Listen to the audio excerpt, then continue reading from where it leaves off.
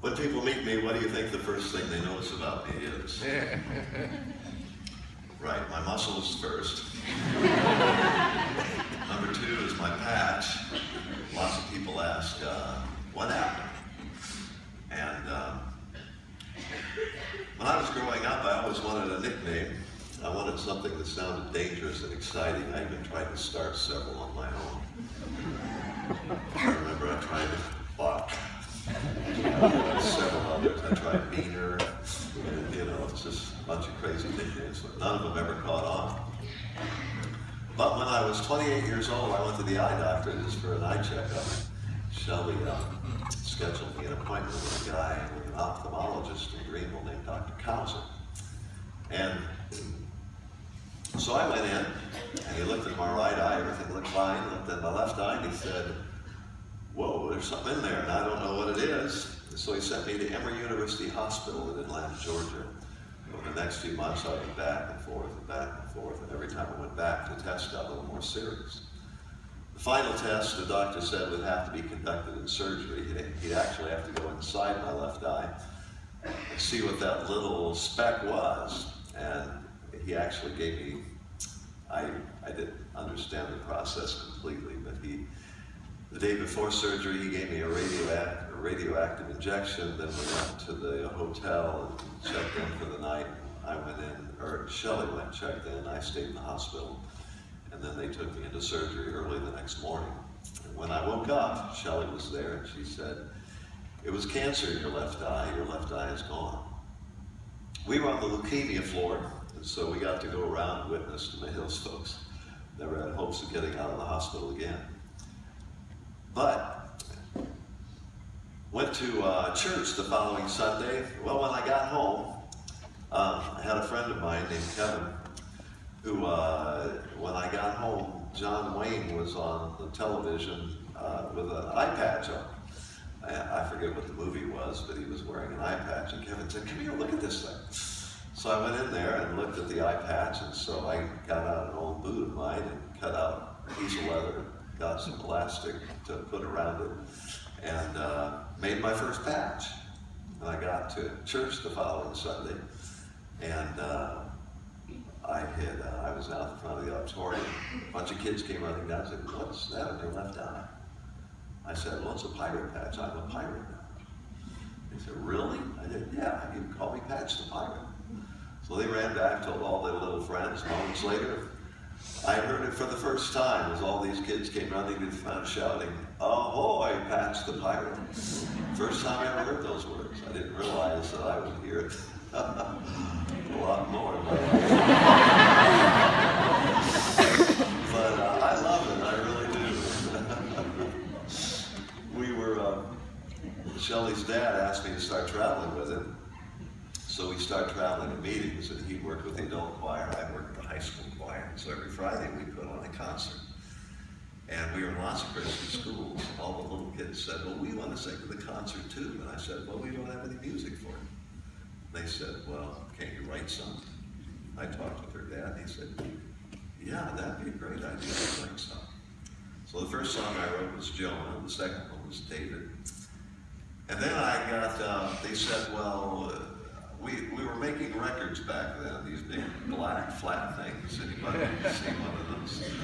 And so anyway, kids said, we had records for adults and records for high school. There's nothing for kids. They said, well, can't you make a record for us? I talked with her dad. Her dad said, that's a good idea. Yeah, let's do that.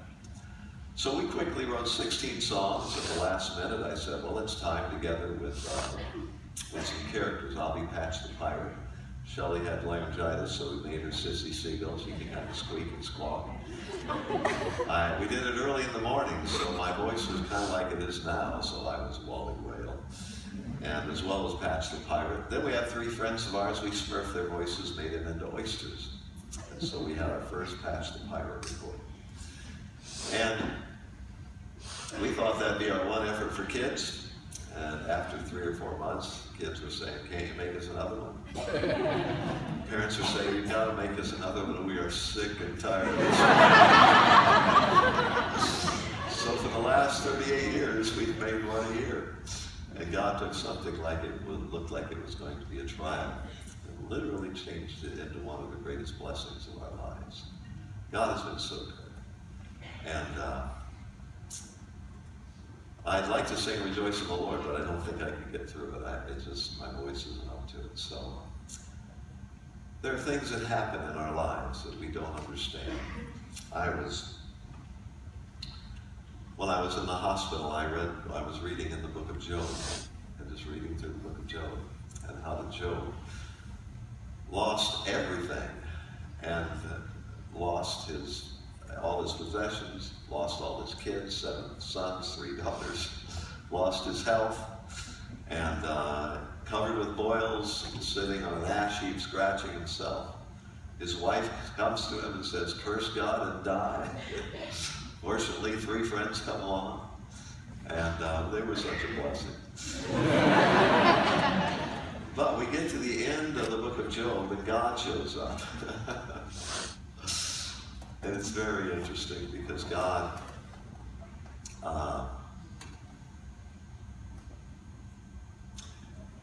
basically says, "Who is this?" You know, what? We thought we could all sing Rejoice in the Lord. Oh. As a congregation. Yeah, that would work. That would work. Okay. But God shows up at the end of the book of Job, and God says, "Who is this that asks all these dumb questions?" And Job says, basically he just says, "Forgive me. I see you. I trust you. I know that you do everything right. Forgive me for all these dumb things I've said." And then God says, it's interesting, because God says